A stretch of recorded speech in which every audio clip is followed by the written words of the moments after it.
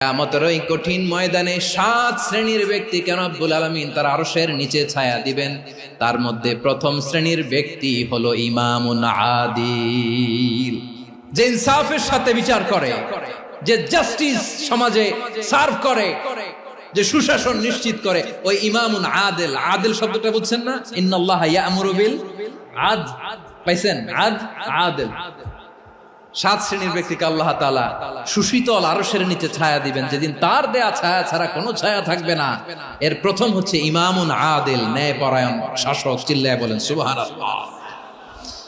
আবার বিশ্বনবী বললেন, ইন্নাল মুকসিতিনা ইনদাল্লাহি আলা মানাবিরা মিন নূর আন ইয়ামিনির রহমান। কিয়ামতের দিন যারা ন্যায় পরায়ণ হিসেবে আল্লাহর সামনে দাঁড়াবে, কিয়ামতের দিন রব্বুল আলামিন তার আরশের ডান দিকে ওই ন্যায় পরায়ণ লোকদের জন্য আরশের ডান দিকে একটা নূরের